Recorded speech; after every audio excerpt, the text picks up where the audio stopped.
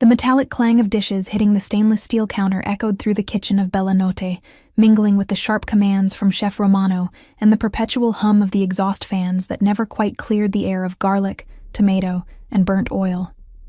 My feet throbbed in the cheap non-slip shoes I'd bought at a discount store 3 months ago, the insoles already worn through from double shifts that had become my reality. I could feel every ridge in the rubber mat beneath me as I loaded another tray with plates of osso buco, the rich scent making my empty stomach clench with a hunger I'd learned to ignore. 6 hours into my shift, with 4 more to go. The numbers ran through my head like a mantra, a countdown to when I could finally collapse on my second-hand futon and pretend, for a few precious hours, that my life hadn't become this endless cycle of exhaustion and worry. The restaurant's dim lighting, meant to be romantic for customers, only accentuated the dark circles under my eyes when I caught my reflection in the polished chrome of the coffee machine. 24 years old, and I already looked ancient, worn down by the weight of responsibilities that should have taken decades to accumulate. "Ava, table 12 needs water, and Vincent wants you to cover the VIP section tonight," called Maria, my supervisor, her sharp voice cutting through the kitchen noise. She stood near the pass with her perpetual clipboard, checking off items with the mechanical efficiency of someone who'd stopped caring about the people behind the orders years ago. "Sophia called in sick again, so you're it. The VIP section." My jaw tightened, but I nodded, grabbing a fresh apron from the hook near the server's station. The VIP section meant bigger tips, which I desperately needed, but it also meant dealing with entitled customers who treated servers like furniture, speaking over us and around us, but never to us. Not really. I'd learned to perfect the invisible smile, the deferential nod, the art of being present, but not being seen. I touched the small gold cross at my neck, a nervous habit I'd developed in the 3 months since my mother's diagnosis. The necklace had been my father's, one of the few things I had left of him since the night 5 years ago when his squad car had been ambushed in the warehouse district. 4 officers dead, including Officer Thomas Morrison, my father, killed by organized crime in a coordinated hit that the department still hadn't solved. The investigation had gone cold within months, buried under bureaucratic red tape and unspoken warnings to let sleeping dogs lie. My mother had never been the same after, and neither had I. The weight of that cross against my collarbone grounded me as I pushed through the swinging door into the dining room, balancing a tray of water glasses. Bella Notte occupied a converted brownstone in Little Italy, its walls adorned with black and white photographs of the old neighborhood, back when the mob openly ran these streets without pretense or apology. Now they hid behind legitimate businesses, charity dinners, and political donations, but everyone knew they were still there, still pulling strings, still making people disappear when convenient. The main dining room buzzed with the usual Friday night crowd, couples celebrating anniversaries, families gathering for birthdays, tourists seeking authentic Italian cuisine in a city full of imitations. I moved between tables with practiced ease, refilling glasses, taking orders, delivering food, all while maintaining that professional distance that kept me safe from unwanted attention. The exhaustion had become so familiar that I barely noticed it anymore, just a constant background noise like the restaurant's piped-in jazz music. "Ava, the VIP room is ready." Maria appeared at my elbow, her expression tense. "Important guests. Very important. Don't screw this up." The VIP room was technically a private dining area on the second floor, accessible by a narrow staircase hidden behind a velvet curtain.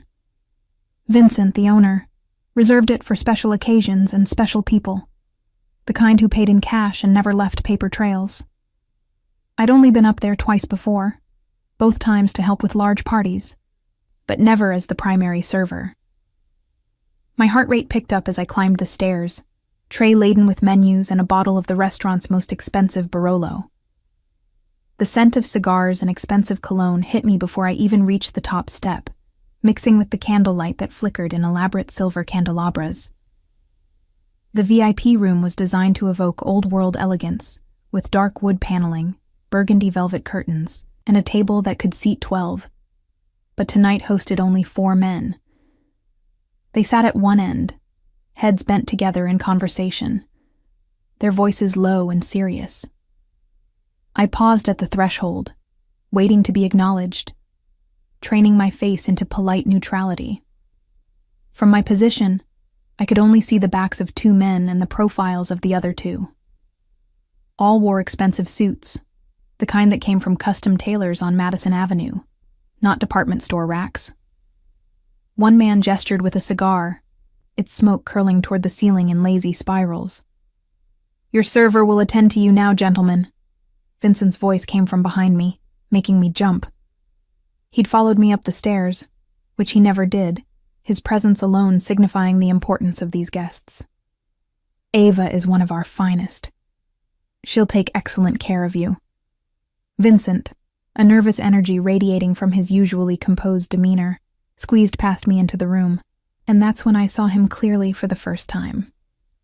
The man at the head of the table, the one who commanded the space without seeming to try, turned his head at the sound of his name, and my entire world tilted on its axis. Antonio Rossini. Even if I hadn't recognized him from the newspaper photos my father used to bring home, from the police files I'd snuck glances at as a teenager, from the face that haunted my nightmares as the architect of my father's death, I would have known him. Power radiated from him like heat from asphalt on a summer day, invisible but undeniable. He was younger than I expected, mid-30s perhaps, with dark hair swept back from a face that should have been handsome, but instead carried something harder, colder. His eyes, when they found mine, were the color of obsidian, black and reflective and utterly unreadable. Time seemed to stretch and compress simultaneously. I stood frozen in the doorway, the wine bottle suddenly feeling too heavy in my hands, my pulse thundering in my ears so loudly I was certain everyone could hear it. This was the man responsible for my father's death. This was the man who ran the Rossini crime family, who controlled everything from the docks to City Hall, who made people vanish and ruined lives with casual indifference, and I was supposed to serve him dinner. "Gentlemen, this is Ava," Vincent was saying, his hand on my shoulder, guiding me forward with gentle insistence. "She'll be taking care of you tonight. Ava, please present the wine to Mr. Rossini." My feet moved on autopilot, carrying me toward the table even as every instinct screamed at me to run. Antonio Rossini watched my approach with an expression that gave nothing away, neither interest nor dismissal, just passive observation. The other men at the table had stopped their conversation, watching this mundane ritual of wine service with the same blank attention they might give any interruption. I set the bottle on the table with hands that trembled only slightly, focusing on the label rather than the man seated inches from me. My training kicked in, that muscle memory developed through hundreds of similar interactions, and I heard myself reciting the wine's name, vintage and region in a voice that sounded almost normal. "The 2015 Barolo, from Piedmont," I managed, reaching for the corkscrew at my waist. "It's been aged in oak barrels for the traditional 38 months. "Open it," Rossini's voice cut through my recitation, not harsh but carrying an authority that expected immediate compliance. He hadn't looked away from me, I realized, not once since I'd entered the room. His gaze felt physical, like a weight pressing against my skin, cataloging every detail, every micro-expression I couldn't quite control. I uncorked the bottle with steady hands, thank God for small mercies, and poured a tasting amount into his glass. The wine caught the candlelight as it fell, deep red like arterial blood. I stepped back, waiting for his approval, every fiber of my being focused on getting through this interaction and getting out of this room as quickly as possible. Rossini lifted the glass, swirled the wine with the practiced ease of someone who knew good vintages, and took a sip. He held it in his mouth for a moment before swallowing, his expression revealing nothing. The silence stretched, heavy with expectation, before he set the glass down and gave a single nod. "It's acceptable," he said, which I took as permission to pour for the rest of the table. I moved around the table, filling each glass with methodical precision, acutely aware of Rossini's continued attention. He hadn't joined the resumed conversation of his companions, hadn't looked away, and the intensity of his focus made my skin prickle with unease. When I finished pouring, I stepped back, waiting for further instructions or the merciful dismissal that would let me escape. "What's your name?" Rossini asked, though Vincent had already introduced me. The question felt like a test or a trap. "Ava," I answered, keeping my tone neutral, professional. "Ava Morrison." Something flickered across his face, too quick to identify, before his expression settled back into that unreadable mask. "Morrison," he repeated, as if tasting the name. "Irish?" "My father was," I said, the words automatic before I could stop them. Too much information. I didn't want him to know anything about me, didn't want to be memorable or noticeable or anything other than invisible.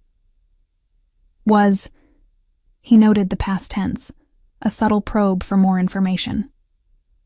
When I didn't elaborate, he leaned back in his chair, finally breaking eye contact to look at Vincent. "Leave us. We'll call when we need service." Vincent practically tripped over himself to comply, gesturing for me to follow. I gratefully turned toward the exit, my hand already reaching for the curtain, when Rossini's voice stopped me. "Not you. You stay." I froze, my blood turning to ice. Vincent looked between us, uncertain, before Rossini's cold stare convinced him to leave without me. The curtain fell closed behind him, the heavy velvet muffling the sounds from downstairs, and I was alone with 4 of the most dangerous men in New York. "Come here," Rossini commanded, gesturing to the empty space beside his chair. It wasn't a request, wouldn't ever be mistaken for one, and my father's training, his insistence that I learn to handle dangerous situations, warred with my instinct to bolt. I approached on legs that felt disconnected from my body, stopping at what I hoped was a respectful but not intimate distance. Up close, I could see the details I'd missed before. The faint scar along his jawline, the expensive watch on his wrist, the way his shirt was unbuttoned just enough to seem casual while still maintaining absolute authority. He smelled like cedar and something darker, more complex, a cologne that probably cost more than my monthly rent. "Do you know who I am?" he asked, his voice low enough that the other men at the table couldn't hear.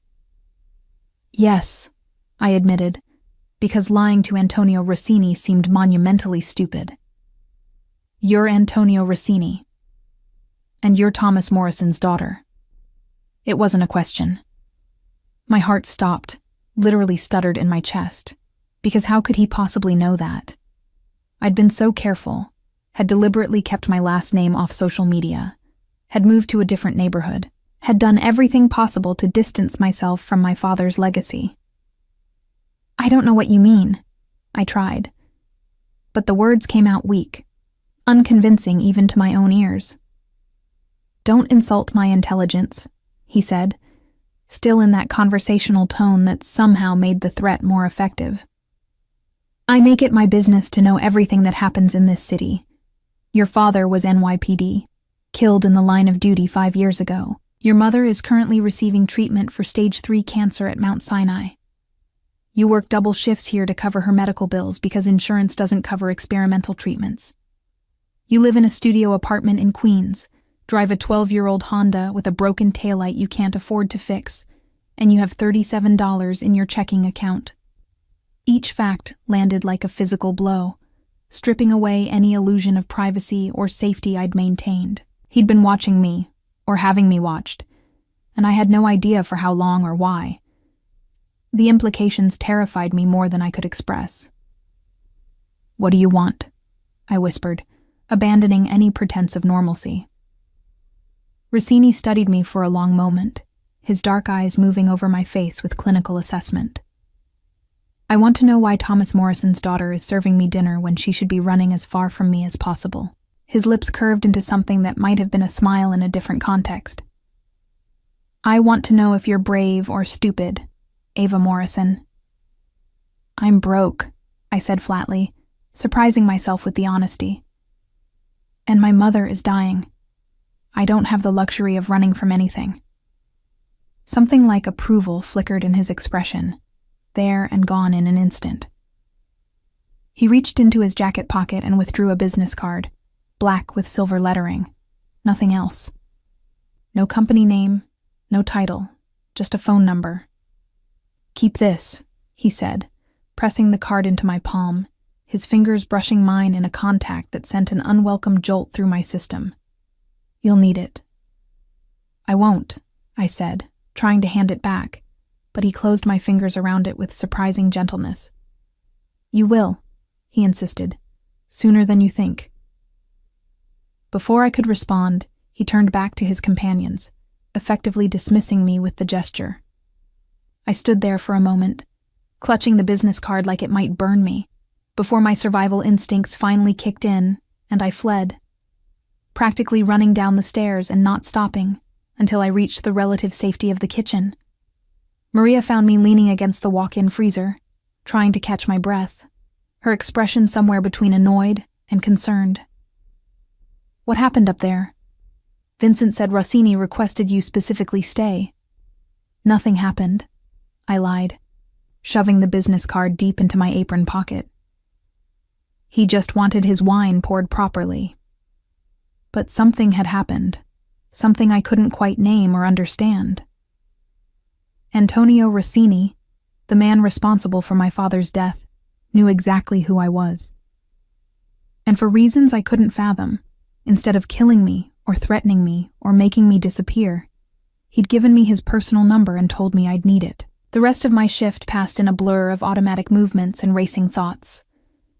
I avoided the VIP section, sending other servers with their food and wine refills, and counted down the minutes until I could leave.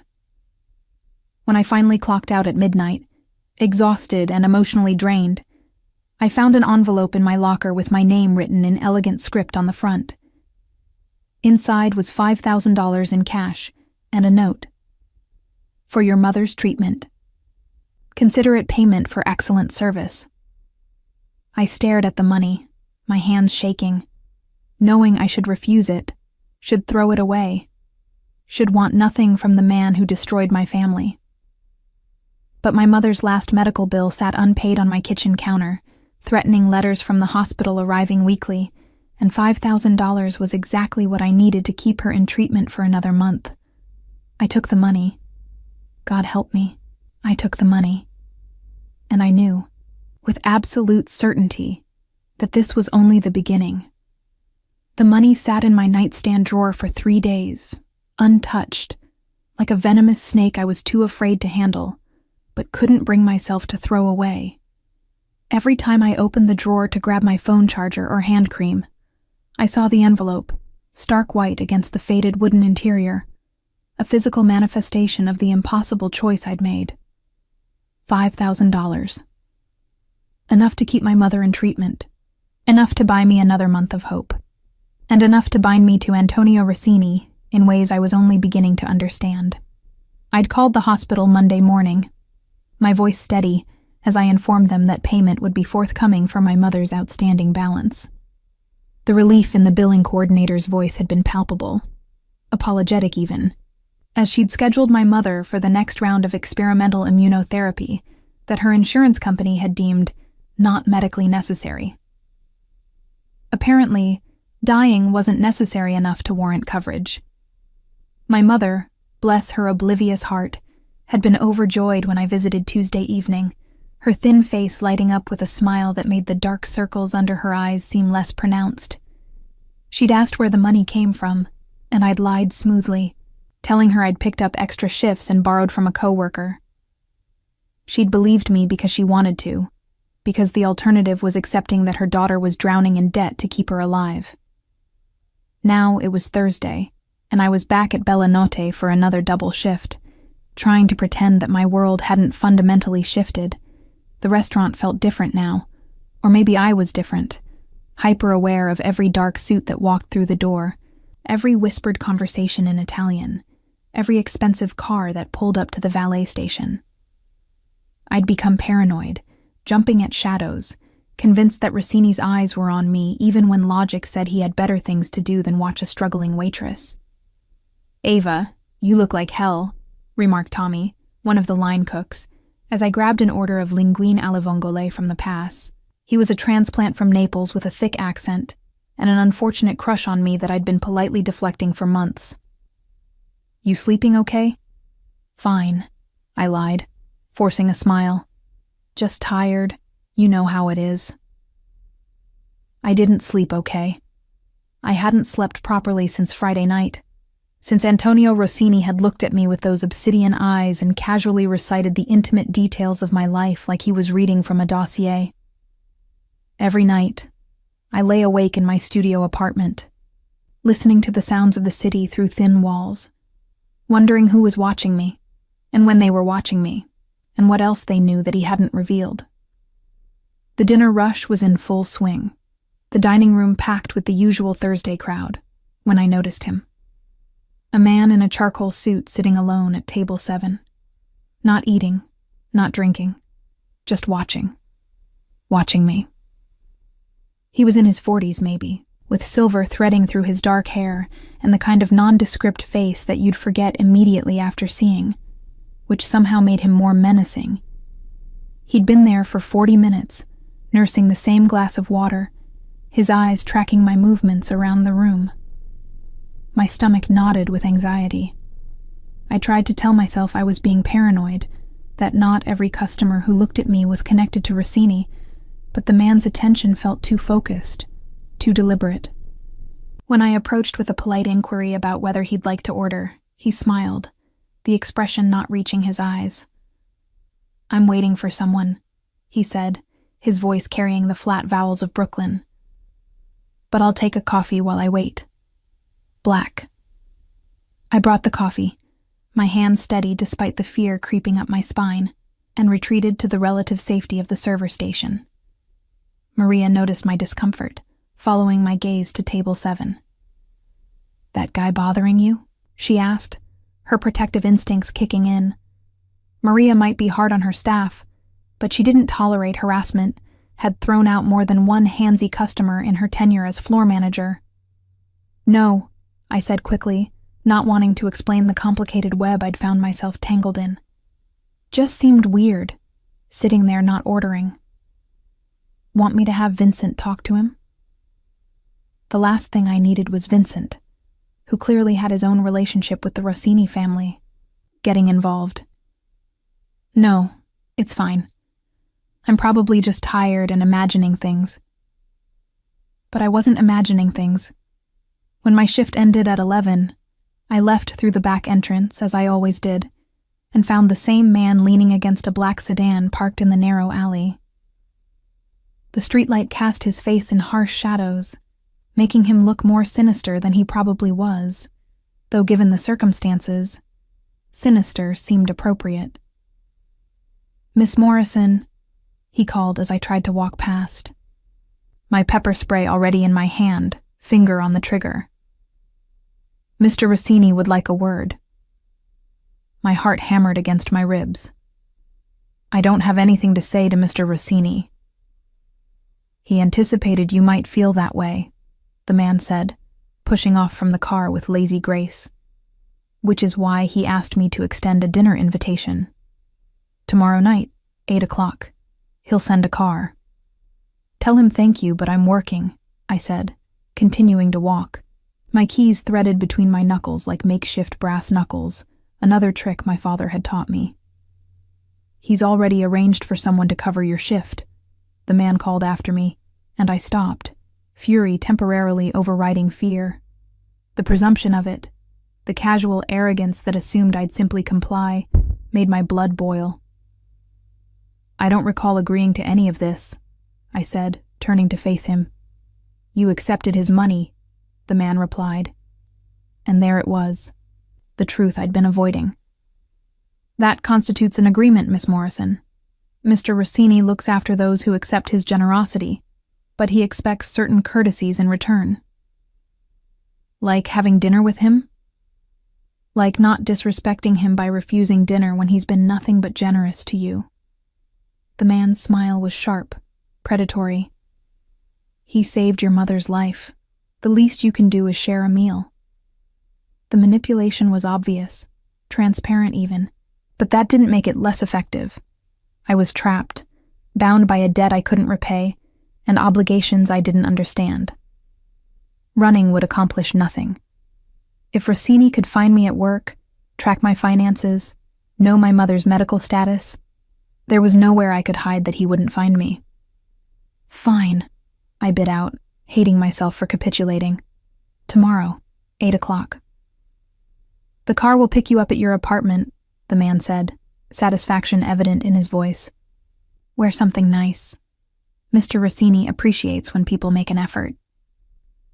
He got into the sedan and drove away, leaving me alone in the alley with the distant sounds of traffic and the sick feeling that I'd just made another terrible decision in a growing list of terrible decisions. I walked the 6 blocks to the subway station, constantly checking over my shoulder, seeing potential threats in every shadow and every passing stranger. My apartment, when I finally reached it after the long train ride to Queens, felt less like a sanctuary and more like a cell. I locked the door, checked the locks twice, then checked them again, before collapsing on my futon with my clothes still on. Sleep came eventually, fitful and plagued by dreams of my father's funeral, of my mother's hollow cheeks, of obsidian eyes that saw too much. Friday crawled by with agonizing slowness. I spent the morning at the hospital with my mother, who was responding well to the new treatment, her color better, her appetite returning. She held my hand while nurses adjusted her IV, chatting about a book club she'd joined with other patients, and I smiled and nodded and tried not to think about where the money for her treatment had come from. "You're so good to me, Ava," she said, squeezing my fingers with surprising strength. "Your father would be so proud of you taking care of me like this."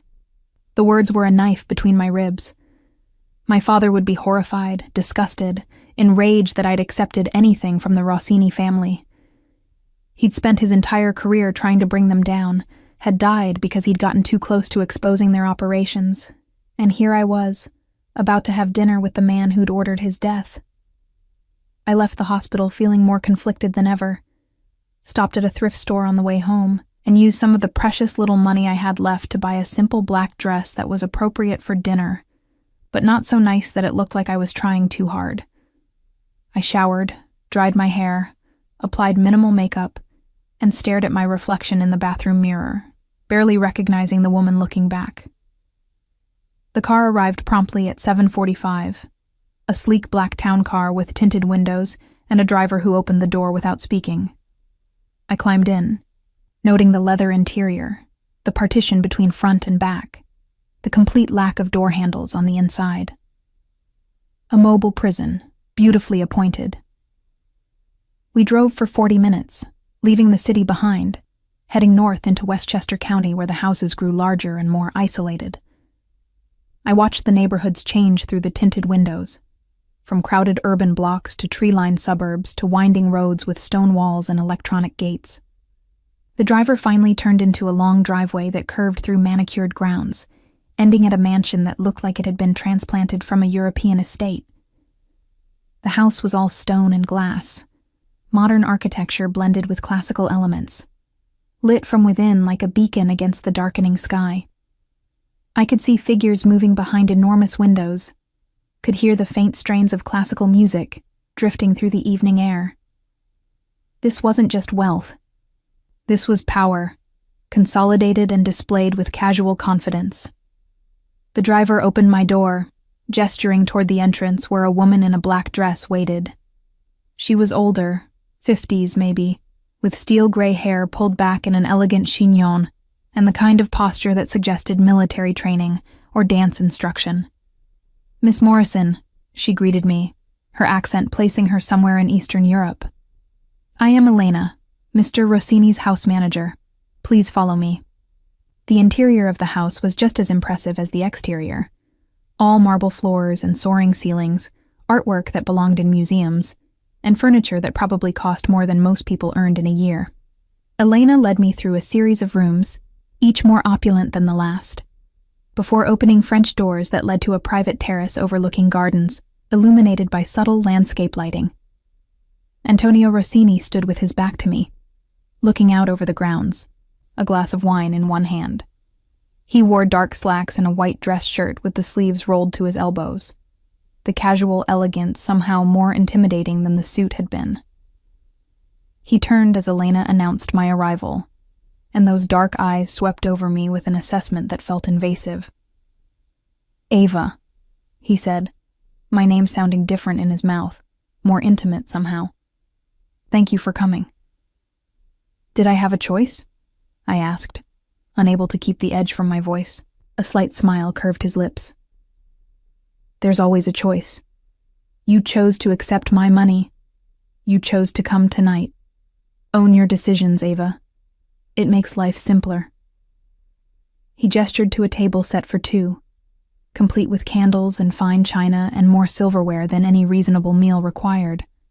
I sat, because refusing seemed pointless, and because my legs were shaking with a combination of fear and anger, and something else I didn't want to name. "You've been having me watched," I said, as Elena poured wine into my glass. Bordeaux this time, probably worth more than my monthly rent. "Of course," Rossini replied, sitting across from me with the same fluid grace he seemed to bring to every movement. "You're Thomas Morrison's daughter. You hate me. You have every reason to want me dead. I'd be foolish not to keep track of you." The honesty was startling, disarming even. "If you're so concerned I'll try to kill you, why am I here?" "Because I'm curious," he said, picking up his wine glass but not drinking. "You've been working at Bella Notte for 3 months. 3 months, Ava, serving the very people your father died trying to bring down. You never once tried to poison anyone, never slipped information to the police, never did anything but work yourself to exhaustion. Why?" "Because I need the money," I said flatly. "Not everything is about revenge." "Isn't it?" He leaned forward, those dark eyes intense. "Your father was killed by my organization. Your mother is dying. You're drowning in debt. Most people in your position would want blood, but you just want to survive. That interests me. I'm so glad my suffering is interesting to you," I snapped, immediately regretting the outburst. But Rossini just smiled, seeming pleased rather than offended. "There it is. The fire I knew was there. You hide it well at the restaurant, that perfect submissive service worker routine, but it's still there, burning underneath." Elena appeared with the first course, some kind of soup that smelled divine, but that I had no appetite for. Rossini watched as I picked up my spoon, waited for me to take the first bite, his attention never wavering. The soup was amazing, complex flavors I couldn't identify, but it might as well have been sawdust for all I could taste it through my anxiety. "I looked into your father's case," Rossini said conversationally, as if discussing the weather. "The warehouse ambush. 4 officers dead, 2 wounded. The official report says it was a drug deal gone wrong, that your father and his team stumbled into a situation they weren't prepared for." My hand tightened on my spoon. "That's what they told us." "It's a lie," he said, his voice matter of fact.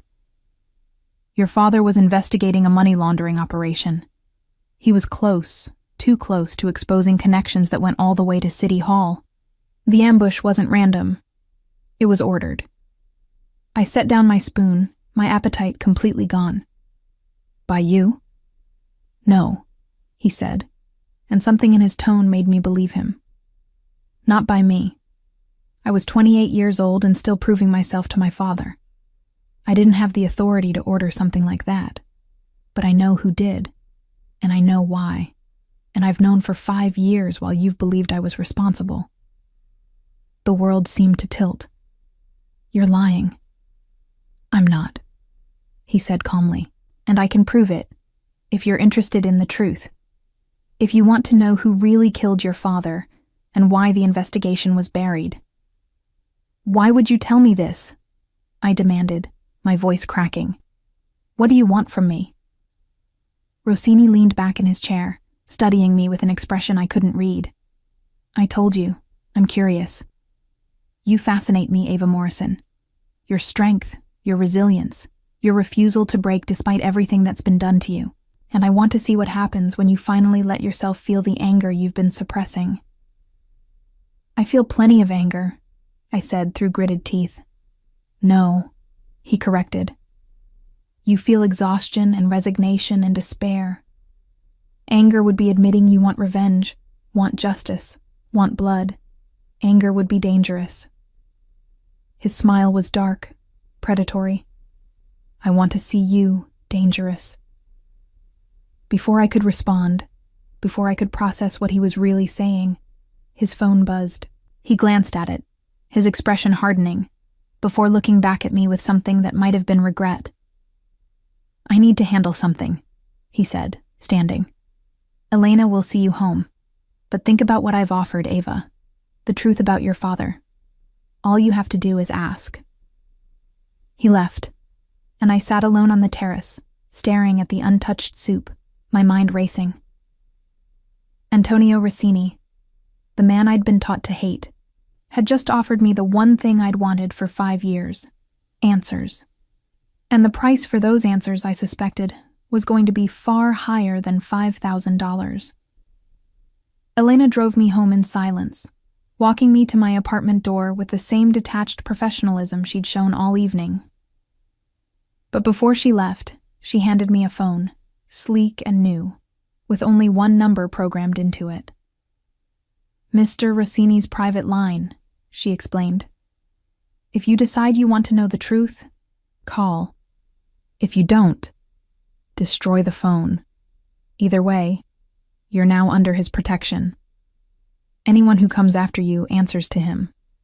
She left before I could ask what that meant, what protection from Antonio Rossini really entailed, and whether being under his protection was really any different from being his prisoner. I locked my door, checked the locks 3 times, and sat on my futon holding the phone. Antonio Rossini's final words echoing in my mind. I want to see you dangerous. God help me, part of me wanted that too. The phone sat on my kitchen counter for 6 days, untouched but ever present, like a loaded gun someone had casually left in my apartment. I circled it during my morning coffee, avoided it when I came home from shifts at Bellanota, and stared at it during sleepless 3 a.m. hours when my brain wouldn't stop replaying Antonio Rossini's words. The truth about your father. All you have to do is ask. But asking meant acknowledging that I wanted to know, meant opening a door I'd kept firmly closed for 5 years, meant accepting that the tidy narrative I'd built around my father's death, tragic but comprehensible, might be a lie. It meant stepping further into Rossini's world, and I already felt like I was drowning in obligations I didn't understand. Work became my refuge, the familiar chaos of the restaurant offering temporary escape from the impossible choice waiting at home.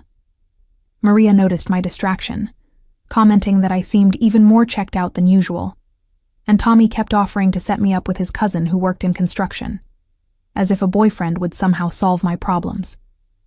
I smiled and deflected and focused on the mundane tasks that kept my hands busy and my mind occupied. It was Wednesday afternoon, my rare day off, when everything changed. I'd spent the morning at the hospital with my mother, who was showing remarkable improvement, her doctors cautiously optimistic about her response to treatment. She'd been clear-headed enough to press me about my life, asking about friends and dating and whether I was taking care of myself, questions I'd deflected with practiced ease before pleading exhaustion and leaving earlier than usual. I was walking to the subway station, lost in thought, when a hand grabbed my arm and yanked me into an alley. I screamed, or tried to, but another hand clamped over my mouth, and I was shoved against a brick wall with enough force to knock the breath from my lungs. 2 men, both in cheap suits that marked them as trying too hard, one holding me while the other blocked the alley entrance.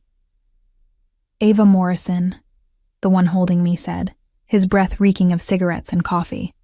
We need to have a conversation. Terror flooded my system, sharp and immediate. These weren't Rossini's men, I knew that instinctively. His people wore better suits, carried themselves with more confidence, wouldn't be this crude or obvious. These were someone else's thugs, and that made them infinitely more dangerous. "Who are you?" I managed when he removed his hand from my mouth, my voice shaking but still functional. "We represent interested parties," the man said vaguely. "Parties who are curious about your relationship with Antonio Rossini. You've been seen with him, been to his house, been receiving his generosity. That makes people nervous, sweetheart. Makes them think you might be more important than you appear." "I'm not important," I said quickly, desperately. "I'm just a waitress. I don't know anything." "See, that's where you're wrong," the second man chimed in from his position at the alley entrance. "You know Rossini personally. You have access to him. That makes you very interesting to us." "I don't have access to anything," I insisted, trying to pull away. But the grip on my arms only tightened, hard enough to bruise. "I served him dinner once. That's it." "Liar," the first man hissed, slamming me against the wall again, stars bursting behind my eyes. "We've been watching you. We know he sent a car for you. Know you spent 3 hours at his estate. Know he's had his people protecting you. You're something to him, which means you're valuable to us." "I'm not," I started, but he cut me off. "Here's how this works," he said, his face inches from mine. "You're going to feed us information about Rossini, his schedule, his meetings, his weaknesses, and if you're very cooperative, we might not kill your sick mother to motivate you." The threat to my mother ignited something primal in me, that fire Rossini had spoken about. I brought my knee up hard into the man's groin, broke free when his grip loosened, and ran. I didn't make it far.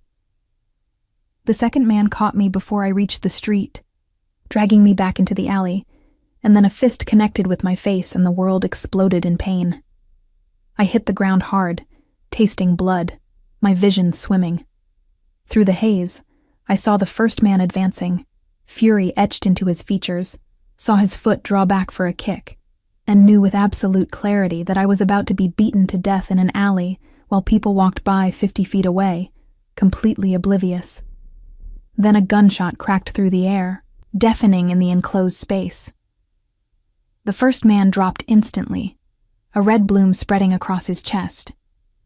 The second man reached for a gun, but another shot rang out, and he fell too, his weapon clattering uselessly to the pavement. I scrambled backward, my back hitting the brick wall, unable to process what had just happened.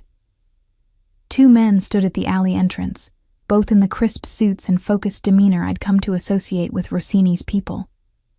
One still had his gun drawn, the suppressor explaining why the shots hadn't been as loud as they should have been. The other was already on his phone, speaking rapidly in Italian. "Miss Morrison," the one with the gun said, holstering the weapon and approaching with hands raised, non-threatening. "Are you injured? Can you stand?" I tried to answer but only managed a sob, shock finally catching up with me. He crouched down to my level, his expression professionally concerned rather than emotionally invested. "We need to get you out of here. Can you walk?" "They threatened my mother," I managed, my voice raw. "They said—" "We know," he interrupted gently. "Don't worry about your mother. She's already been secured. Mr. Rossini anticipated this possibility." Of course he had, because Antonio Rossini thought 3 steps ahead, saw threats before they materialized, and apparently had been having me protected without my knowledge. The realization should have been comforting, but instead felt like another manipulation, another way he was controlling my life without permission. The man helped me to my feet, steadying me when my legs threatened to give out. The second man had finished his call and was pulling a black SUV into the alley, completely unconcerned about the 2 bodies bleeding out on the pavement. I was guided into the back seat.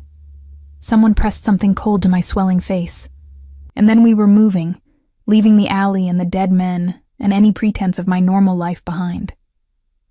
We drove north again, the familiar route to Rossini's estate.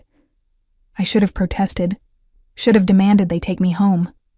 But my head was pounding, and my face throbbed, and I was too tired, too overwhelmed to fight anymore. When we arrived, Elena was waiting at the entrance, her expression actually showing concern for the first time since I'd met her. "Mr. Rossini is in the study," she said to the men, then turned to me. "Come, Miss Morrison. Let's get you cleaned up." I followed her through the house to a bathroom larger than my entire apartment, where she efficiently assessed my injuries with the practiced touch of someone with medical training. My cheekbone was bruised but not broken, my lip split but not requiring stitches, and my ribs ached but seemed intact. She cleaned the blood from my face with gentle efficiency, applied antiseptic that stung like hell, and gave me 2 pain pills with a glass of water. "Mr. Rossini would like to speak with you when you're ready," she said, her tone making it clear that "when you're ready" was a polite fiction for right now. I found him in a room lined with books, expensive leather-bound volumes that probably included first editions worth more than my life. He stood by a window overlooking the grounds, a glass of scotch in his hand, his posture rigid with barely controlled fury. He turned when I entered, and the expression on his face was almost frightening in its intensity.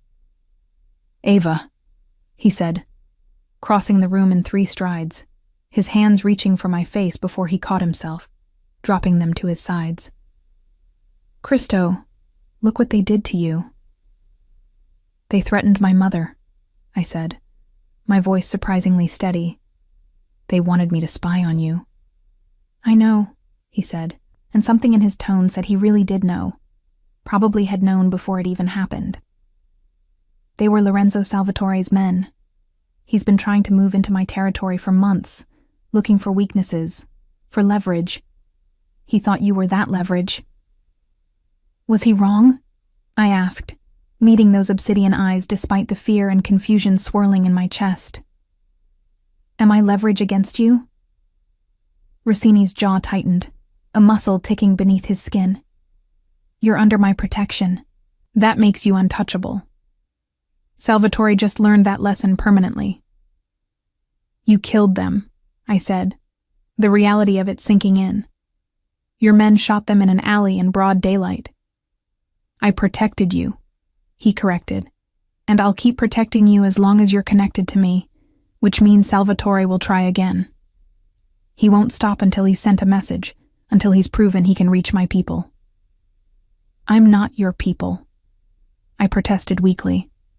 But we both knew it was a lie, the moment I'd accepted his money, maybe even the moment he'd noticed me at the restaurant. I'd become his whether I wanted it or not. "Your mother is being moved to a private facility," Rossini said, changing the subject with the easy authority of someone used to making decisions for others. "Top-level security, the best doctor's money can buy, and protection that will keep Salvatore or anyone else from touching her. I can't afford—" "It's not a request, Ava," he interrupted, his tone brooking no argument. "Your mother stays where she is. She's a target. Salvatore will use her to get to you, use you to get to me. This is the only way to keep her safe." "And what about me?" I demanded, anger finally breaking through the shock. "Where do I go to be safe? Back to my apartment where apparently anyone can grab me off the street? Back to the restaurant where God knows who's watching?" "You stay here," he said simply, as if it were obvious. "You stay where I can protect you personally." The suggestion, or rather command, made me laugh, a slightly hysterical sound that echoed in the book-lined room. "Stay here, live with you, in your house, like a mistress or a prisoner or what exactly?" "Like someone whose life is in danger," he said, his voice dropping to that dangerous quiet that somehow demanded attention. "Like someone who needs protection that only I can provide. Like someone who should have called me the moment Salvatore's men approached, instead of trying to handle it alone." "I didn't know," I said, exhaustion replacing anger. "I didn't know there were other players, other families, other threats. I just wanted to survive.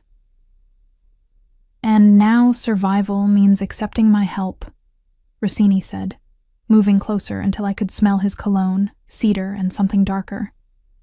It means staying here where my security can keep you safe. It means trusting me. You want me to trust the man who runs the organization that killed my father? I asked bitterly. I want you to trust the man who just saved your life, he corrected. And I'm still offering you the truth about your father, if you're ready to hear it. The truth. Everything came back to the truth. Dangled like bait I was too desperate not to take. Tell me, I said, my voice barely above a whisper. Tell me who really killed my father and why. Rossini studied me for a long moment, as if assessing whether I could handle what he was about to reveal.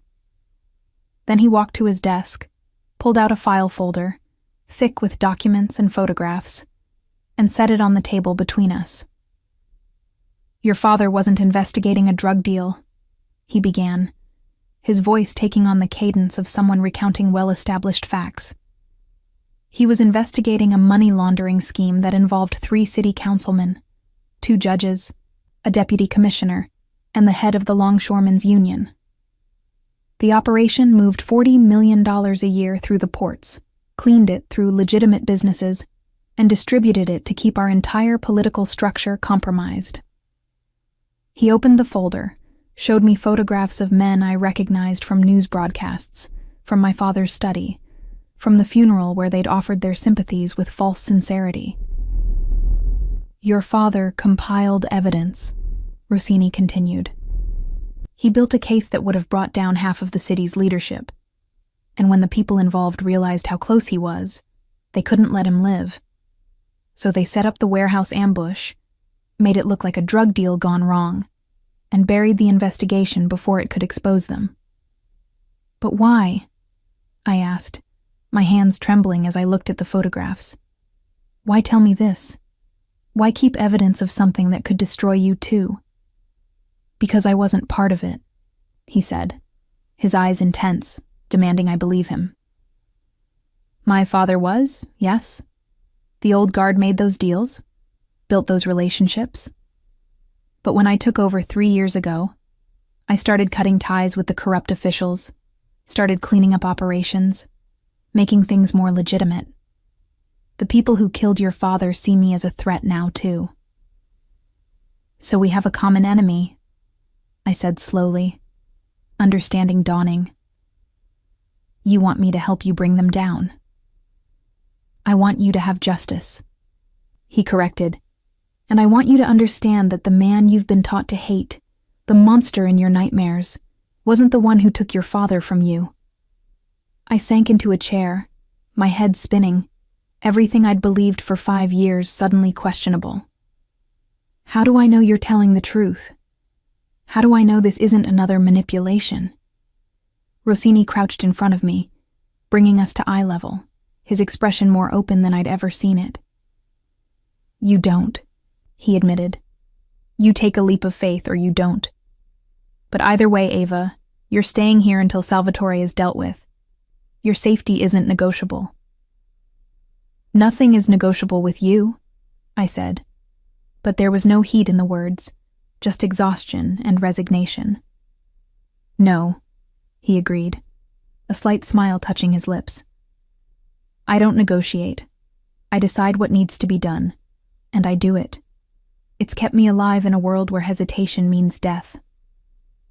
Must be nice, I muttered, having that kind of certainty. It's lonely, he said, so quietly I almost didn't hear him. Making every decision alone, trusting no one, knowing that affection is a weapon people use against you. He stood, offering me his hand. But you're not alone anymore, Ava. For better or worse, you're mine to protect now. I looked at his outstretched hand, knowing that taking it meant accepting everything that came with it. His protection, his world, his truth. But my face ached. My mother was being moved to a secure facility without my consent, and 2 men had died today because of me. What choice did I really have? I took his hand, and Antonio Rossini smiled like he'd just won something valuable. Elena appeared to show me to what would apparently be my room, a suite larger than my entire apartment with a canopy bed and an ensuite bathroom, and a view of the gardens that would have been beautiful if I weren't essentially a prisoner. She laid out fresh clothes, explained that dinner would be at 8, and left me alone with my thoughts and the file folder Rossini had given me to read. I sat on the edge of the impossibly soft bed, opened the folder, and started reading about how my father had died. And with each page, the anger Rossini wanted to see finally began to burn. The first week at Antonio Rossini's estate passed in a strange fugue state, time moving both too quickly and impossibly slowly. I occupied a liminal space, not quite prisoner, not quite guest, existing in the margins of a world I'd never wanted to understand. My suite became a gilded cage, where I spent hours reading and rereading the file on my father's death, memorizing names and faces, tracing connections that led to people who still held power, who still walked free while my father rotted in the ground. Elena maintained her professional distance, appearing 3 times daily with meals I barely touched, laying out clothes I hadn't asked for, and reminding me of the estate's rules with polite firmness. I wasn't to leave the grounds without escort. I wasn't to contact anyone from my old life without approval. I wasn't to be anywhere near the East Wing where Rossini conducted his business. For my own safety, she assured me, as if imprisonment could ever be packaged as protection. Antonio himself was largely absent those first days, glimpsed only in passing as he moved through the house with his security detail, always on phone calls in rapid Italian, always radiating that controlled intensity that suggested violence kept barely in check. When we did cross paths, he'd pause, those dark eyes assessing me with an attention that felt invasive, before continuing on without comment. I should have been relieved by his absence. Instead, I found myself hyper-aware of his presence in the house, tracking his movements through overheard conversations, and the tension that preceded him like a weather front. My mother called on the 4th day, her voice bright with medicated cheerfulness from whatever painkillers the new facility was giving her. She gushed about the private room, the attentive nurses, the view of a garden where she could sit when she felt strong enough. She assumed I'd somehow managed to secure better insurance, or that the hospital had taken pity on her case, and I let her believe the comfortable lies, because the truth would have destroyed her. "You sound tired, sweetie," she said, maternal concern breaking through the drug haze. "Are you taking care of yourself? Eating enough? Getting rest?" "I'm fine, Mom," I assured her, staring out at the manicured grounds that stretched to the tree line. "Just picked up some extra shifts, saving money." More lies, easier each time I told them, building an architecture of deception that was starting to feel more real than the truth. We talked for 20 minutes before exhaustion claimed her, her words slurring as the medication pulled her back under. I sat with the phone pressed to my ear long after the call ended, listening to silence, feeling the distance between who I'd been and who I was becoming. It was the 8th night when everything shifted. I was in the library. Rossini's file spread across the massive oak desk, making notes on a legal pad, trying to organize the information into something coherent, when I felt his presence behind me. I didn't turn, didn't acknowledge him, just kept writing, determined not to show how his proximity affected my pulse rate. "You've been studying," he observed, moving around the desk to see what I'd written. His shirt sleeves were rolled up, revealing muscular forearms, and his hair was slightly disheveled, as if he'd been running his hands through it. Evidence of humanity that somehow made him more dangerous, not less. "Trying to make sense of it," I said, gesturing to my notes. "The connections are there, but I don't understand the larger structure. Why these specific officials? Why this particular scheme?" Rossini pulled up a chair, sitting close enough that I could smell his cologne, and began explaining. His voice was patient, professorial almost, as he walked me through the intricacies of money laundering, political corruption, and organized crime's infiltration of legitimate government. He sketched diagrams on my legal pad, his handwriting surprisingly elegant, showing me how money flowed through shell companies and nonprofit organizations, how favors were exchanged and debts accumulated, how an entire system of control was built through financial interdependence. "Your father understood this," Rossini said, tapping one of the photographs. "He saw the whole machine, not just individual parts. That's why they killed him. He wasn't just investigating crimes. He was threatening to expose an entire ecosystem that had taken decades to build." "And you're part of that ecosystem," I said, meeting his eyes. "Even if you didn't kill him, you benefit from the structure that did." "Yes," he admitted without hesitation. "I was born into this world, Ava.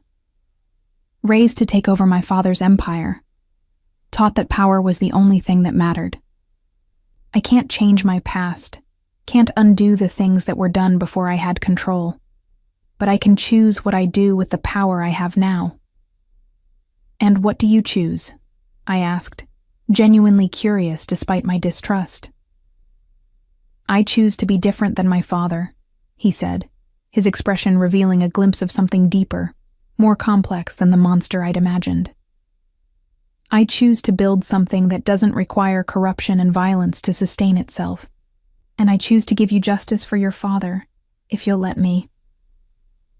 Before I could respond, his phone buzzed with the particular tone that I'd learned meant urgent business. He glanced at it, his expression hardening, before standing abruptly.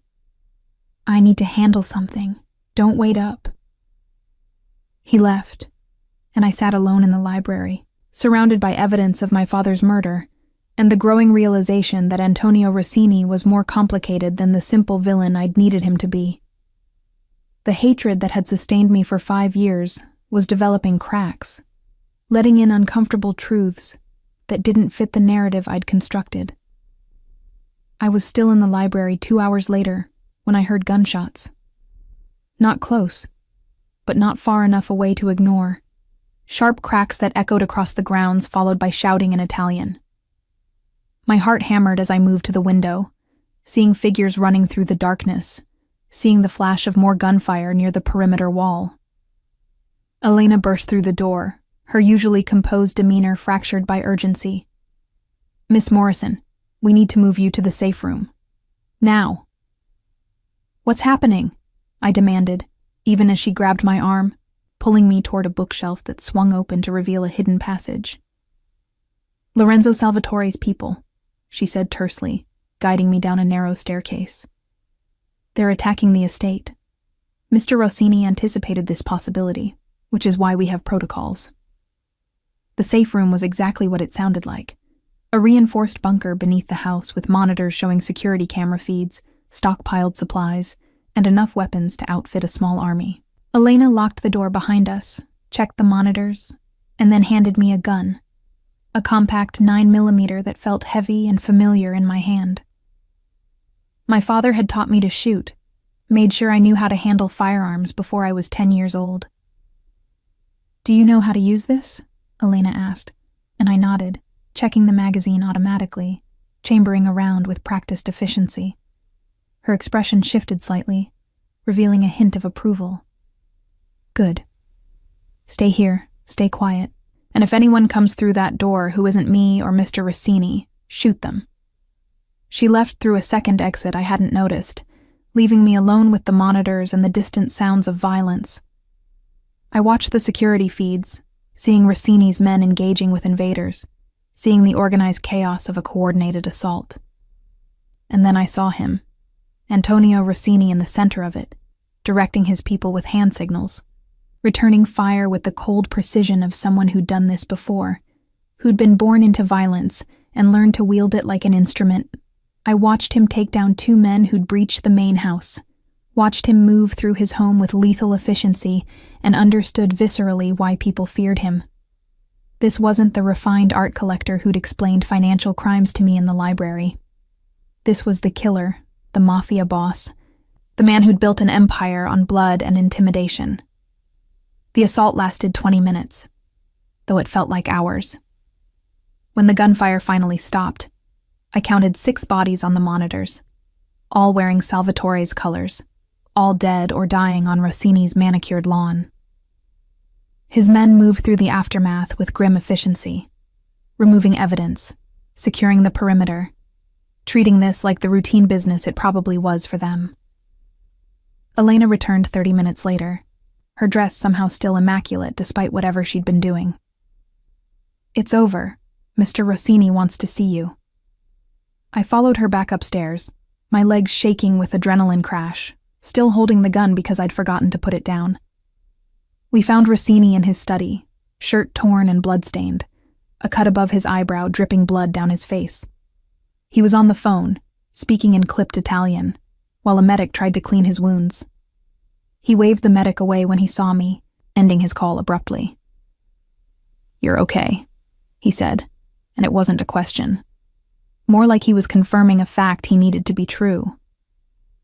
"They attacked your home," I said, still processing what I'd witnessed. "They tried to kill you." "They tried," he agreed, accepting a towel from Elena and pressing it to his forehead. "They failed. 6 dead, 2 captured for questioning, and Salvatore just declared war. Which means things are going to get worse before they get better. Because of me," I said, the guilt hitting like a physical blow. "He's coming after you because he thinks I'm your weakness." "You're not my weakness," Rossini said, his voice hard. "You're under my protection, which makes you untouchable. Salvatore attacking here, is about power and territory, and a dozen other things that have nothing to do with you personally.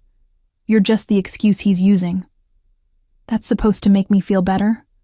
I asked, anger replacing fear. 6 men died tonight. Your home was violated, all because you decided I was worth protecting." "Yes," he said simply, standing despite the medic's protests. "And I'd do it again. I'd kill 100 men to keep you safe, Ava. 1,000. However many it takes." The intensity of his declaration stunned me into silence. He crossed the room, stopping close enough that I could see the blood still trickling from the cut on his face, could see the absolute certainty in his eyes that what he was saying was truth. "Why?" I whispered. "Why me? I'm nobody, just a waitress whose father you barely knew. Why risk everything for me?" "Because the moment I saw you at Bellinot, ignoring me with that perfect disdainful indifference, I knew you were different," he said, his hand coming up to cup my face with surprising gentleness. "Because you walked into that VIP room carrying hatred and fear and exhaustion, and you still had the courage to look me in the eye. Because you're Thomas Morrison's daughter, and you deserved better than the hand life dealt you." "That's not an answer," I said, but my voice was shaking, my body responding to his proximity in ways my mind insisted were wrong. "Because I want you," he said, his thumb brushing my cheekbone. "I want your fire, your strength, your absolute refusal to be broken. I want to see you dangerous, remember? I want to watch you burn down the world that took your father from you." "I don't want to be wanted by you," I said, but it sounded weak even to my ears, because something in me did want it, wanted to be seen and valued and protected with the kind of absolute commitment he was offering. "Liar," he said softly, his face moving closer to mine. "You can hate what I am, hate what I represent, hate everything about this situation. But you can't deny that you feel it too, this pull between us." He was right. God help me, he was right. Somewhere between the file on my father and the attack tonight, between his explanations in the library and watching him defend his home, my hatred had become complicated by attraction, by grudging respect, by the seductive promise of someone who would burn the world down to keep me safe. "This is insane," I breathed. But I didn't pull away when he leaned in, didn't stop him when his lips met mine in a kiss that was both gentle and demanding, that tasted of blood and whiskey and terrible decisions. The kiss lasted only seconds before reality crashed back and I jerked away, my hand coming up to touch my lips, shock and shame and unwanted desire warring in my chest. "I can't. We can't. I'm what?" he challenged. "A criminal? A killer? The man you thought murdered your father?" "All true, Ava, but I'm also the man standing between you and every threat in this city. I'm the man who's going to help you get justice. And I'm the man who just kissed you. And you kissed me back." "One kiss doesn't mean anything," I insisted, desperate to re-establish the boundaries that had just been demolished. "It means everything," he countered. "It means you've stopped seeing me as just a monster. It means you're starting to see the man underneath, and it terrifies you, which is why you're pushing back." He was right again, and I hated him for it. Hated him for being perceptive and patient, and willing to wait while I processed feelings I didn't want to have. "I need time," I said finally. "I need to think." "Take all the time you need," he said, stepping back, giving me space I wasn't sure I wanted. "But know this, Ava. You're staying here, in my home, under my protection, until Salvatore is dealt with. And every day you stay, you'll see more of who I really am. You'll see the good and the bad, the violence and the gentleness, the monster and the man. And then you'll decide." "Decide what?" I asked, though I already knew. "Whether you want to walk away when this is over," he said, his eyes holding mine. "Or whether you want to stay with me and burn down the world together." Elena appeared at the door, clearing her throat discreetly. "Sir, the prisoners are ready for interrogation." Rossini's expression shifted instantly, the gentleness vanishing, replaced by cold calculation. "I'll be there momentarily." He looked back at me, and his voice softened again. "Go to your room, Ava. Get some rest. We'll talk more tomorrow." I fled, grateful for the escape, and spent the rest of the night in my suite, touching my lips where he'd kissed me, staring at the ceiling, and wondering when exactly I'd stopped seeing Antonio Rossini as my enemy and started seeing him as something far more dangerous, a man I could fall for. Somewhere in the East Wing, I knew he was interrogating the captured men, probably using methods I didn't want to imagine, being the monster he'd admitted to being. But in my memory, I kept replaying the gentleness of his touch, the certainty in his voice when he'd promised to protect me, the way he'd looked at me like I was something precious rather than just another problem to solve. I fell asleep just before dawn, exhausted and confused, and frighteningly aware that I was crossing lines I couldn't uncross, making choices that would change everything.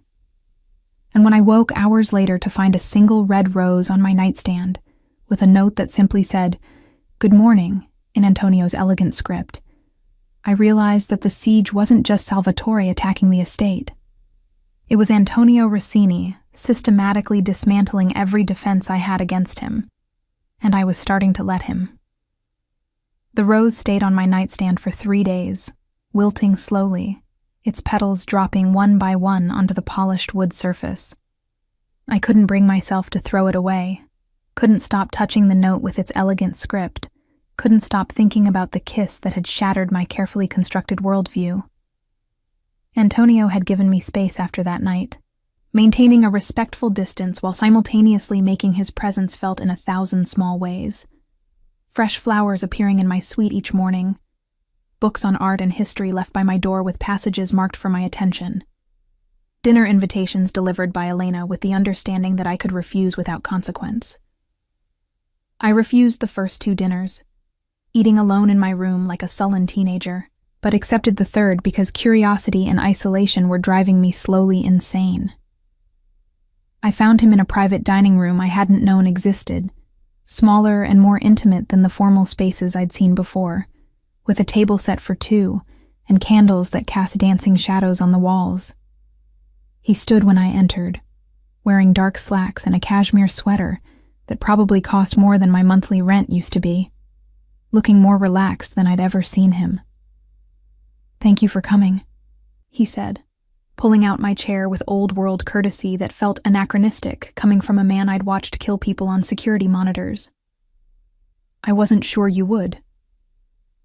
"I was hungry," I said, the lie transparent between us, "and tired of eating alone." "Of course," he agreed, that slight smile playing at his lips, the one that said he saw through me but was gentleman enough not to call me on it. Hunger is a perfectly reasonable motivation. Dinner was surprisingly comfortable, the conversation flowing easier than it should have between a Mafia boss and the daughter of the cop who'd tried to bring down his organization. We talked about art, about the books he'd left for me, about his travels through Europe acquiring pieces for his collection. He was educated, well-read, cultured in ways that contradicted everything I'd expected, and I found myself laughing at his stories, forgetting for stretches of time exactly who and what he was. "You're not what I expected," I admitted over dessert, tiramisu that melted on my tongue like a dream. "When I thought about you before, you were just this monster, this faceless evil responsible for everything wrong in my life." "And now?" he asked, his dark eyes intense over the rim of his wine glass. "Now you're complicated," I said honestly. Which is somehow worse because monsters are easy to hate.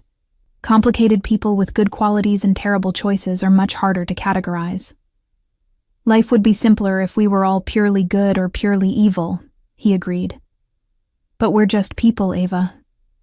Making decisions based on the circumstances we're born into, trying to survive in a world that doesn't offer clean choices." "That sounds like justification," I challenged. "Like you're excusing the violence, the crime, the hurt you cause." "I'm not excusing anything," he said, setting down his glass. "I know exactly what I am, what I've done. I carry that weight every day. But I also know that in my world, mercy is often mistaken for weakness, and weakness gets you killed. So I choose strength, even when it requires being ruthless." "Doesn't it exhaust you?" I asked. "Always being the hardest person in the room, always having to prove you're not weak?" Something flickered across his face, vulnerability quickly masked. "Yes," he admitted, "it's exhausting. Which is why moments like this, sitting here with someone who sees me as a person, rather than just a role to play, are precious." The honesty disarmed me, made me want to reach across the table and take his hand, offer comfort I had no business providing. Instead, I changed the subject, asking about his childhood, his family, the path that had led him to inherit an empire he claimed he wanted to change. He answered with surprising openness, painting a picture of a boyhood spent learning violence and strategy, of a father who'd valued strength over kindness, of a mother who'd died when he was 12 and taken with her any softness he might have developed. We talked until past midnight, until the candles burned low and Elena appeared to clear the dishes with a knowing look I chose to ignore. Antonio walked me back to my suite, maintaining careful distance, not pushing for more than I was ready to give. At my door, he paused, his hand coming up to brush a strand of hair from my face.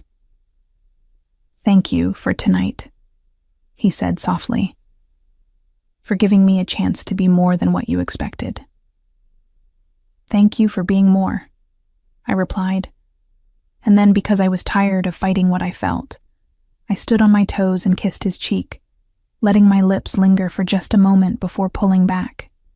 His hand caught mine as I retreated, his fingers threading through mine, his eyes searching my face. "Ava," he began, but I shook my head. "Don't," I said. "Don't ask me what this means or where we're going or any of the questions I don't have answers to. Just let it be what it is for now." "And what is it?" he asked, his thumb stroking across my knuckles, the gentle touch sending shivers up my arm. "Complicated," I said, echoing my earlier assessment. "Everything about this is complicated." He raised my hand to his lips, pressing a kiss to my palm that felt more intimate than it should have, before releasing me. Complicated I can work with. It's indifference I couldn't handle. I slipped into my room before I could do something foolish like invite him in, leaning against the closed door and touching my palm where he'd kissed it, feeling like I was standing on the edge of a precipice with no idea how far the fall would be. The next morning, everything changed again. I was having breakfast in the conservatory, enjoying the morning sun and actually feeling something approaching peace, when Antonio appeared with an expression that made my stomach drop. He was in full business mode, dark suit and cold eyes, the gentle man from last night replaced by the crime boss I'd seen on security monitors. "We need to talk," he said without preamble, sitting across from me with coiled tension. "I received intelligence about Salvatore's next move. He's planning something big, something that targets you specifically." Fear spiked through me. "What kind of something?" "He's learned about your mother's new facility," Antonio said, his voice controlled but barely containing rage. "He's planning to take her, use her to draw you out, force me to negotiate from a position of weakness." The room tilted. "When?" "We're not sure yet. My people are working on getting more information. But we can't wait for him to act. We need to move first. Strike before he has a chance to execute his plan." "What does that mean?" I asked, though I already knew the answer was going to be violent. "It means I'm going to end Lorenzo Salvatore," Antonio said flatly. "Tonight. And I need you to trust that I can keep your mother safe while I do it." "You're going to kill him," I said, the reality of it stark and undeniable. "You're going to start a war." "The war already started when he attacked my home," Antonio corrected. "I'm just going to end it. Permanently." I should have been horrified, should have protested, should have wanted some solution that didn't involve more death. But all I felt was cold calculation, the same ruthless pragmatism my father had tried to teach me. Salvatore was a threat to my mother, to me, to any chance of peace. Eliminating him was logical, necessary even, regardless of the moral cost. "What do you need from me?" I asked, and something like approval flickered in Antonio's eyes. "I need you to stay here, stay safe, and trust that I'm going to handle this," he said. "I need you not to worry about me, or try to follow, or do anything that puts you at risk. Can you do that?" "Do I have a choice?" "There's always a choice," he said, reaching across the table to take my hand. "But I'm hoping you'll choose to trust me." I looked at our joined hands, at the contrast between his scarred knuckles and my smooth fingers, and made a decision that would have horrified the woman I'd been 3 weeks ago. "I trust you," I said. "Do what you need to do." He squeezed my hand, then stood, already shifting back into the role that would require him to be ruthless and cold and probably terrible. "I'll be back by morning," he promised. "And when I return, Salvatore won't be a threat anymore." "Antonio," I called as he reached the door, using his first name deliberately, intimately. "Come back safe." His expression softened for just a moment, the mask slipping to show the man underneath.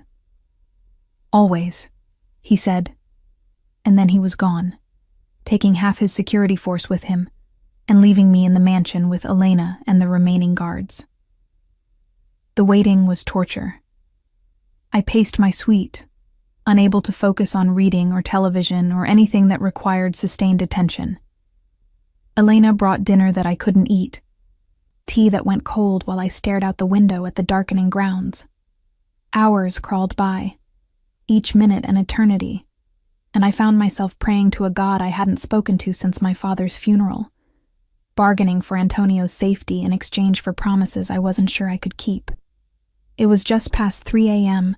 when I heard vehicles approaching, the distinctive sound of the SUVs returning. I ran down the stairs in my nightgown, not caring about propriety or appearances, desperate to see that he was alive. Elena tried to intercept me, but I pushed past her, bursting through the front door just as Antonio stepped out of the lead vehicle. He was covered in blood, his suit ruined, his face spattered with crimson that definitely wasn't his based on the way he was moving. But he was alive, whole. And when he saw me standing on the steps, his exhausted expression transformed into something that looked almost like joy. "Ava," he said. And then I was running to him, throwing my arms around him despite the blood, despite the guards watching, despite every reason this was a terrible idea. He caught me, his arms coming around me with crushing strength, his face buried in my hair. "You're alive," I sobbed, surprising myself with tears I hadn't known I was capable of crying. "You came back." "I promised," he said, pulling back just enough to look at me, his hands cupping my face. "I will always come back to you." And then he was kissing me, and I was kissing him back, and nothing else mattered except the fact that he was alive, and I was alive, and the threat that had hung over us was gone. His lips were demanding, possessive, claiming me in front of his men, and Elena and God, and anyone else who might be watching, and I let him because I wanted to be claimed, wanted to be his, in ways I couldn't fully articulate. When we finally broke apart, both breathing hard, he rested his forehead against mine. "It's done," he said quietly. "Salvatore is dead. His organization will fracture without him, and my people will absorb what's left. You're safe now. Your mother is safe. It's over." "What did it cost?" I asked, seeing the exhaustion in his eyes, the weight of whatever he'd done tonight. "Nothing I wasn't willing to pay," he said, but I could see the lie in his expression, could see that it had cost him something, maybe a piece of his soul he'd never get back. I took his hand, bloody and scarred, and led him inside, up the stairs to his suite rather than mine, because he needed care, and I needed to provide it. Elena tried to follow, but I shook my head, closing the door on her concerned expression. "Let me help," I said, guiding him to the bathroom, starting the shower, helping him out of his ruined clothes with clinical efficiency that masked how affected I was by his body, by the scars that mapped a life of violence, by the trust he was showing in letting me see him vulnerable. We showered together, not sexual despite our nudity, just washing away the blood and the fear and the weight of the night. I was gentle as I cleaned him, and he was pliant under my hands, letting me care for him in ways I suspected he rarely let anyone do. When we were clean and dry, I led him to his bed, enormous and covered in expensive linens, and we lay down together, his arms around me, my head on his chest, listening to his heartbeat slow from combat speed to something approaching normal. "I killed 7 men tonight," he said into the darkness, his voice raw. 7 men who had families, who had lives, who I ended because they stood between me and keeping you safe. "I know," I said, because there was no point in pretending otherwise. "And I should be horrified, should want nothing to do with you because of it. But all I feel is grateful that you're willing to do terrible things to protect me. That makes you as much a monster as me," he said, but there was no judgment in his voice, just exhausted honesty. "Maybe," I agreed. "Or maybe it just makes me practical. We don't get to choose our circumstances, Antonio. We only get to choose how we respond to them." He held me tighter, and we fell asleep tangled together, crossing a line I couldn't uncross, becoming complicit in his violence, accepting protection purchased with blood. When I woke hours later to find him watching me with an expression that looked almost like reverence, I knew that whatever we were becoming, whatever this was between us, there was no going back to the woman I'd been before. "What are you thinking?" I asked, my voice rough with sleep. "That you're the most dangerous thing that's ever happened to me," he said, brushing hair from my face. "That I'd burn down the world to keep you. That I'm falling in love with you. And it terrifies me. I should have run. Should have been scared. Should have protected myself from the vulnerability he was offering. Instead, I kissed him, slow and deep and full of promise, and whispered against his lips, "Then let's be dangerous together. And God help us both." I meant it. 3 weeks after Lorenzo Salvatore's death, I stood in Antonio's study watching him negotiate the terms of a territorial agreement with 2 rival families who'd been circling like sharks since the power vacuum opened. He spoke in rapid Italian, his voice carrying the particular edge that meant he was done negotiating and ready to simply dictate terms. The men across from him, hardened criminals who'd probably killed more people than I could imagine, shifted uncomfortably under his cold stare, recognizing that Antonio Rossini wasn't interested in compromise. I understood about 40% of what was being said, enough to follow the broad strokes, if not the nuances. My Italian had improved dramatically in the weeks I'd spent at the estate, partly from Antonio's patient teaching during our evenings together, partly from necessity as I became more integrated into his world. Elena had stopped treating me like a temporary guest and started including me in household decisions, asking my opinion on menus and staff schedules with the casual deference she'd show the lady of the house. Because that's what I was becoming, wasn't it? The slow creep of domesticity had woven itself through our days. Breakfast together when his schedule allowed, stolen moments in his study while he worked, nights spent in his bed where we talked and made love and built something that looked disturbingly like a relationship. I'd stopped thinking about my studio apartment in Queens, stopped mourning the loss of my independence, stopped questioning whether I'd made terrible choices. The meeting concluded with handshakes and thinly veiled threats, the rival families agreeing to Antonio's terms because the alternative was war they couldn't win. When they left, escorted out by his security, Antonio turned to me with exhaustion etched into his features. These past weeks had been brutal, consolidating power, eliminating threats, restructuring his organization to fill the void Salvatore had left. I'd watched him carry the weight of it all, seen the toll it took even as he refused to show weakness. "Come here," he said, and I went to him, settling into his lap in the massive leather chair, his arms coming around me with the familiar possessiveness I'd grown to crave. "Thank you for sitting through that. I know it's not how you wanted to spend your afternoon." "I'm learning," I said, playing with the buttons on his shirt. "Understanding how your world works, what you deal with, why certain decisions are necessary even when they're brutal." "You shouldn't have to learn these things," he said, his hand stroking up my spine. "You should be finishing your degree, working some normal job, dating some normal man who doesn't have blood on his hands." "But I'm here instead," I said, meeting his dark eyes. "With you, by choice." "Are you sure it's choice?" he challenged, that self-awareness that made him more than just a monster surfacing. "Or have I just trapped you so effectively that you've convinced yourself you want this?" It was a question I'd asked myself 100 times in the quiet moments, trying to separate genuine feelings from Stockholm Syndrome, trying to understand if I'd fallen in love with Antonio Rossini or just the safety and security he provided. But when I looked at him, saw the vulnerability beneath the armor, remembered the gentleness with which he touched me and the care he took with my mother's treatment, I knew the truth was more complicated than simple captivity. "I'm sure," I said, and kissed him to prove it, slow and deep and full of the certainty I felt even when logic said I should run. When we broke apart, both breathing harder, he rested his forehead against mine. "I need to tell you something," he said, his voice carrying a weight that made anxiety spike through me. "Something I should have told you weeks ago, but I was afraid it would drive you away."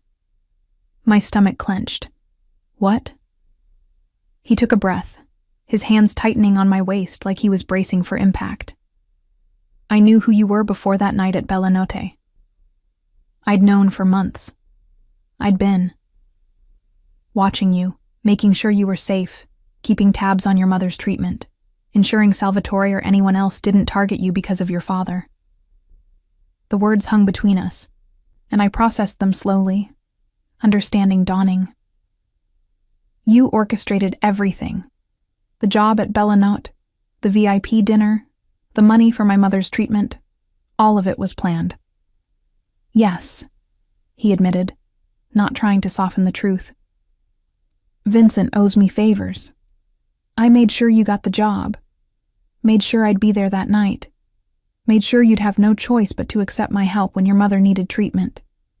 I manipulated the circumstances to bring you into my world. I should have been furious, should have felt violated by the revelation that my choices had been illusions, that he'd been pulling strings all along. But underneath the shock was a strange sense of inevitability, like some part of me had always known this had been too convenient to be coincidence. Why? I asked, my voice steadier than I felt. Why go to all that effort for the daughter of a cop who tried to bring you down? Antonio's expression was raw, unguarded in a way I'd rarely seen. Because I owed your father a debt.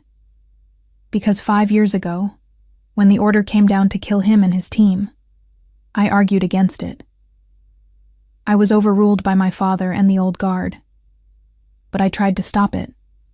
And when I couldn't, when your father died anyway, I promised myself I'd look after you if you ever needed it. Tears burned in my eyes, unexpected and unstoppable. You're telling me that the man who runs the organization that killed my father has been protecting me out of guilt? Out of responsibility, he corrected. Out of the knowledge that your father was a good man who died because he threatened corrupt people who deserved to be exposed. Out of the belief that his daughter shouldn't have to suffer for his courage. And the rest of it? I asked, needing to understand. The protection from Salvatore, the relationship we've built, the way you look at me like I'm something precious. Was that manipulation too? No, he said emphatically, his hands cupping my face, forcing me to meet his eyes. That was real, Ava, all of it. I brought you into my world out of duty, but I kept you here because I fell in love with you, because you're brave and strong and refuse to be broken. Because when you look at me, you see the man I'm trying to become, not just the monster I've been.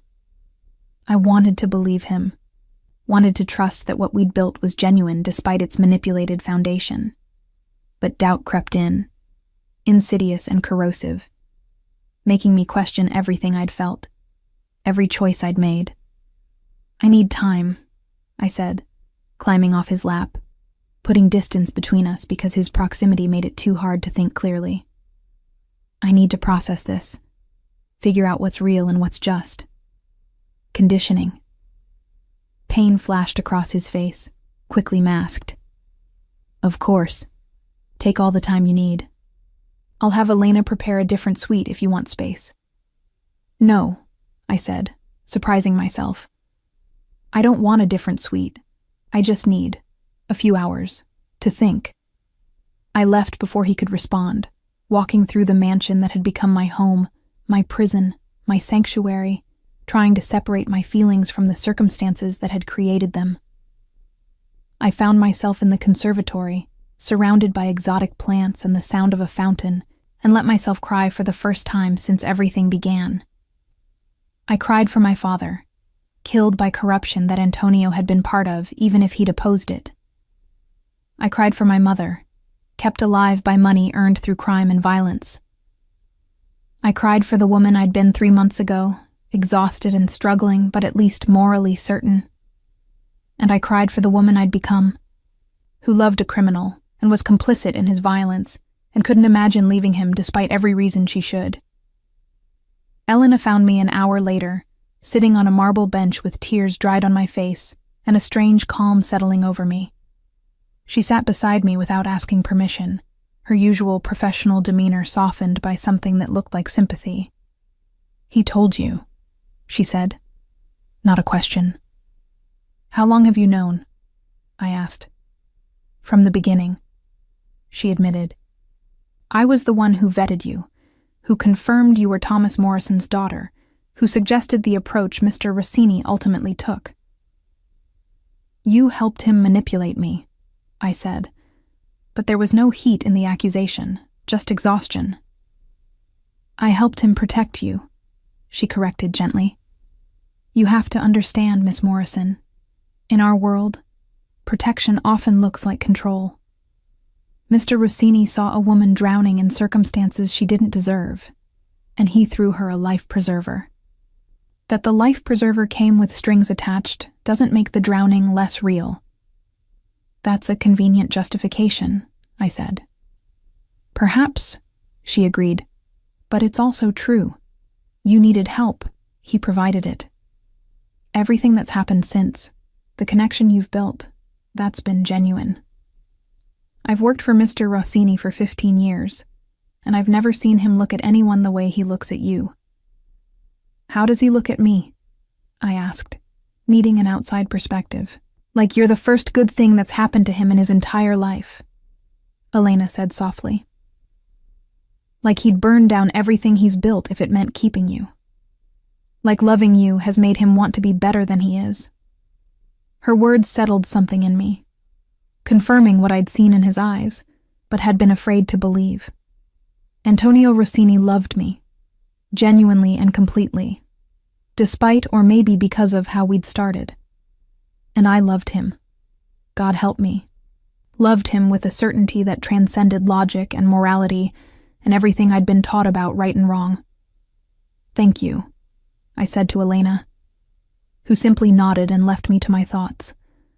I spent another hour in the conservatory, working through the implications of Antonio's revelation, examining my feelings under the harsh light of truth, and ultimately reaching the same conclusion I'd arrived at weeks ago. I was dangerous when I was with him, and I wanted that danger. I wanted the power of being loved by someone who controlled an empire. I wanted the security of knowing he'd kill anyone who threatened me. I wanted the complexity of a relationship built on blood and necessity and genuine affection. When I finally returned to find him, it was late evening, and he was in his study staring out the window with a glass of scotch in his hand, looking more alone than I'd ever seen him. He turned when I entered, his expression carefully neutral, braced for rejection. "I've made my choice," I said, crossing the room to stand in front of him. "I choose you. I choose this life, this world, whatever it means. I choose us." Relief washed over his features, so profound it was almost painful to witness. "Ava." "But I have conditions," I interrupted, needing to establish some boundaries, some agency in a situation where so much had been decided for me.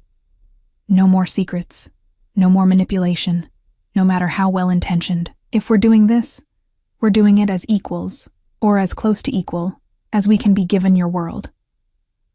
"Agreed," he said immediately. "Anything else?" "I want to be involved," I said, the decision forming even as I spoke it. "Not just decorative, not just waiting in the mansion while you handle business. I want to understand your operations, meet your people, be part of the decisions that affect my life.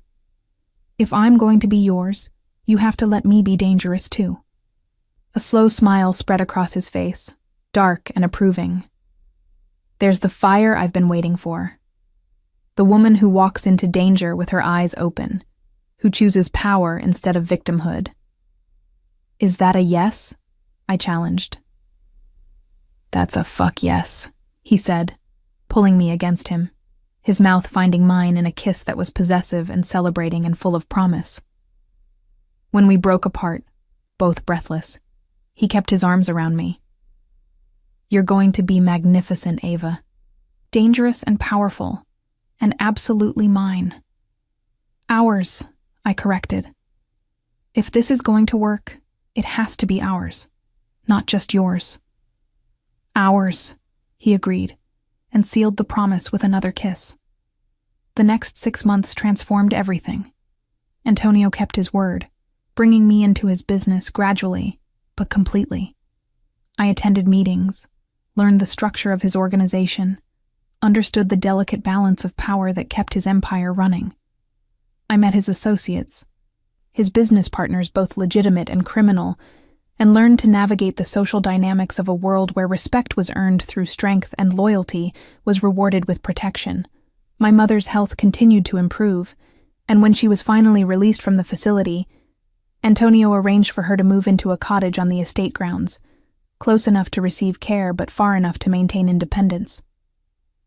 She asked questions about my relationship with Antonio, concerned but ultimately accepting when she saw how he treated me, how he looked at me like I hung the moon. I never told her the full truth about his world, about what he did, and how he'd orchestrated our meeting. Some things were better left unsaid, some truths too heavy to share with someone who just wanted her daughter to be happy and safe. And I was happy, in a complicated, morally ambiguous way that would have horrified the woman I'd been before, but felt right for who I'd become. Antonio's promise to give me justice for my father came to fruition slowly, methodically. We worked together to compile evidence against the corrupt officials who'd ordered the hit, building a case that couldn't be ignored or buried.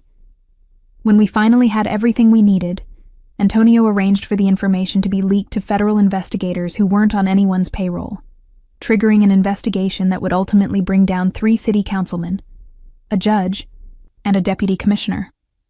I watched the news coverage with grim satisfaction, seeing the men who'd killed my father led away in handcuffs, their carefully constructed lives of corruption collapsing. It wasn't the justice system working as designed.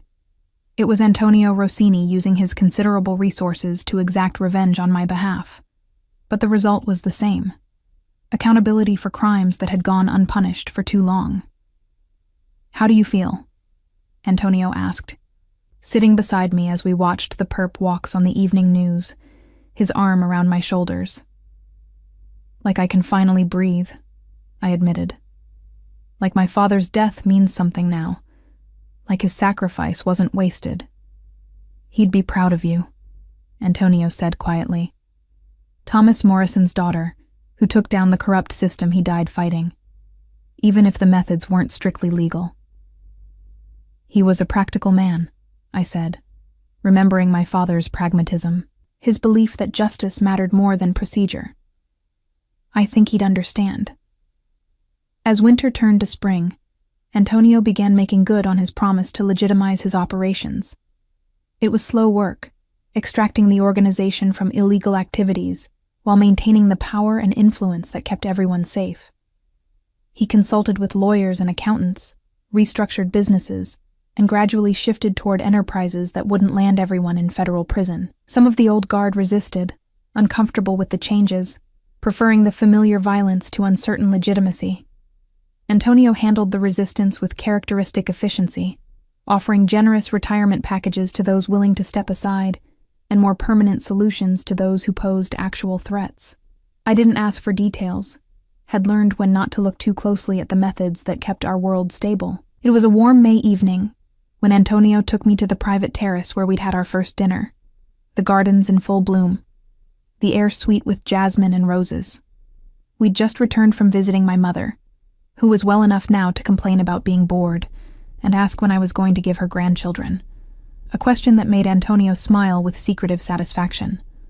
"I have something for you," he said, pulling a small velvet box from his pocket. And my heart stuttered because I knew what this was, had been expecting it and dreading it and wanting it all at once.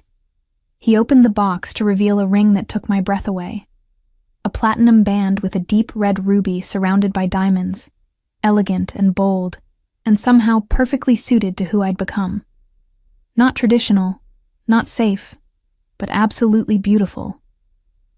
"Ava Morrison," he said, dropping to one knee with a grace that made the formal gesture seem natural.